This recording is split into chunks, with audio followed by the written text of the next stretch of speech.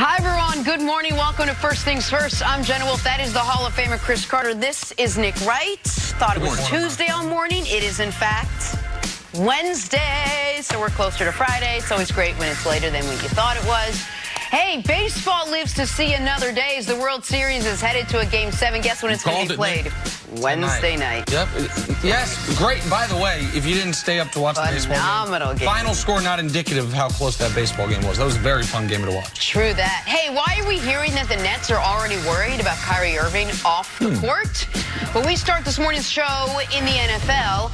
Guess who's worried about the first place finally clicking 4-3 Dallas Cowboys? Well, that would be the guy who owns the Dallas Cowboys. That would be Jerry Jones.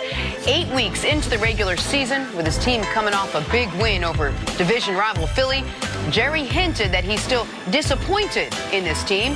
He said, among other things, quote, "I had hoped we'd be better than this."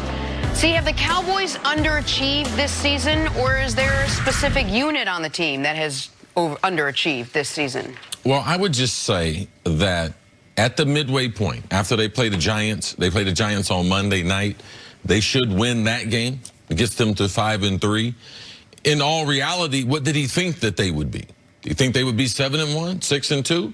Realistically, you say, yeah, they should have been 6-2. So they were one game off of that. Yes, but style points. Are you satisfied with the offense? Are you satisfied with the injuries you sustained along the offensive line? And defensively, I think that's really the only part of the team, Nick, that Jerry might be talking about. But as far as Jason Garrett and the staff, that's the reason why it's hard to coach the Dallas Cowboys. Is because just on any given Monday or Tuesday, you're going to have the owner come out and say something, and then the coaches and the players are going to have to respond to that. So I would just say, if you look at the expectations this offseason on the Dallas Cowboys, the Cleveland Browns, like these were two of the 4 or 5 hottest teams that we were talking about. So I would be just a little disappointment, but that can all be corrected the second half of the season. Now, from a player standpoint, I thought their defensive line would be better. I thought their defense would be more dominant. I mean, they would have games where they would dominate, which they did 2018 season. So special little cases.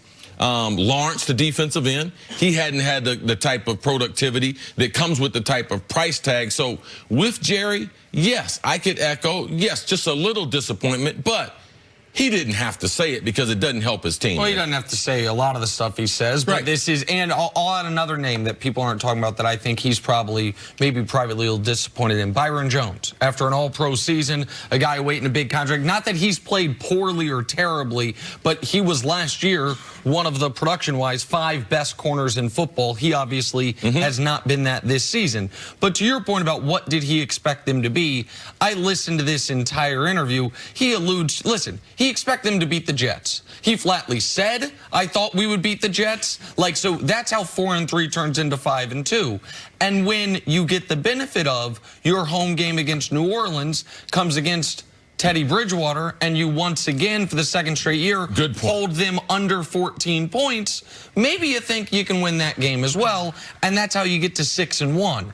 But the record notwithstanding, the reason I do think it's fair to say the Cowboys have underachieved so far this year is, at the midway point of the season, there are 3 teams in this conference everyone agrees are better than them.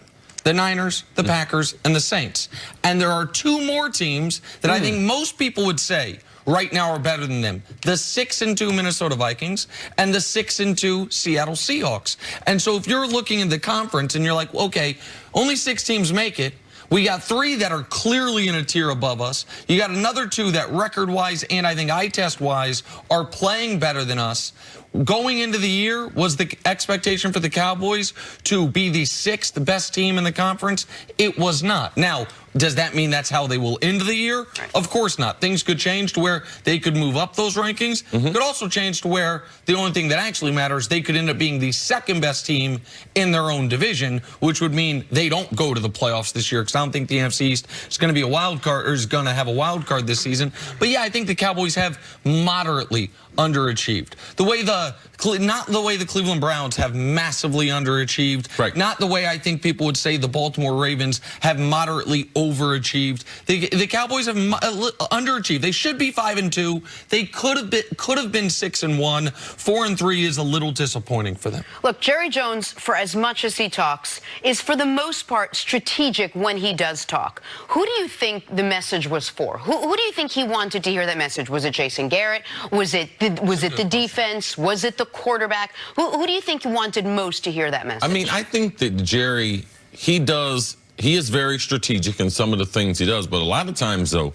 with Jerry, and the reason why a lot of people do like him and respect him, he'll just tell you the truth. And this is just the truth. And a lot of times, people, they don't want to hear the truth. But in Jerry, this team, as Nick pointed out, you're supposed to beat the Jets. And there's nothing wrong with him saying we should have beaten the Jets. I don't think in that particular message, the team knew they should have beaten the Jets. So in that particular message, sometimes he's not sending the message. He's just trying to be more direct and cultivate his relationships that he has in the media. But in that, Jerry's telling the truth.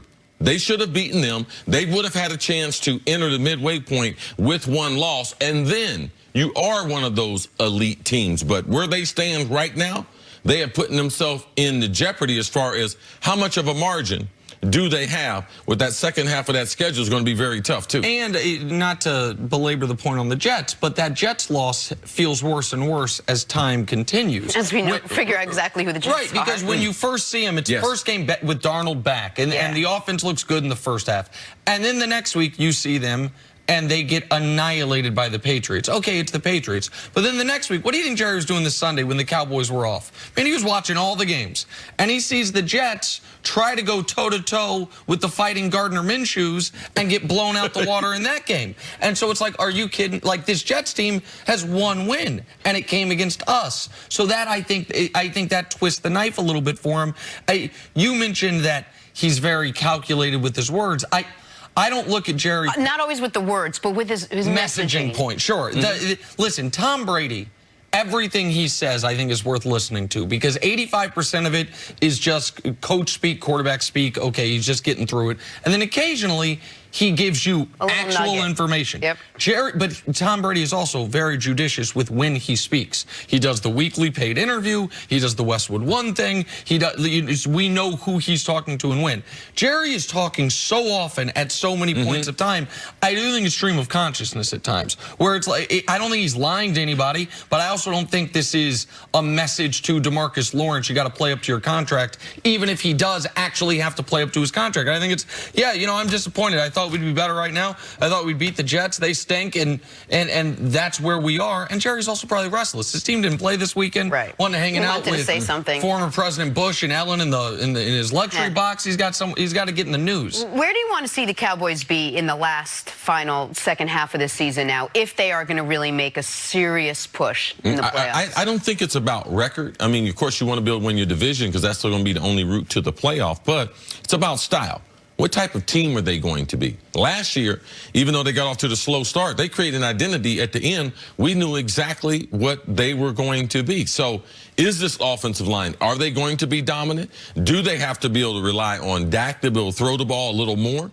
Does he have to be a dual threat once they get into the red zone? Will this defense finally have the type of pass rush combined with coverage that we saw last season? Those are the types of things. So winning their division, playing good football, but playing with an identity. As you enter into Thanksgiving, Christmas, identity, this is how we're going to win. And if we don't play this way, we are going to lose a number of football games coming down the stretch. And I want to see how they play against the types of teams that if they make the playoffs, they would face. Because they have 4 wins this year against the Giants, against Washington, against Miami, and against Philly. And by the way, the reason Philly's not in that conversation is because Dallas beat them, so it's not totally fair to discount that. But after the Giants game, they get Minnesota. They play New England a few weeks later. Buffalo is a relevant team. They also have Chicago and the Rams. Teams that at least have a dominant unit, if not an overall really solid team. How do you look in those games? Because you can make the playoffs this year in the NFC East, given the Cowboys' schedule, just beating up on bad teams.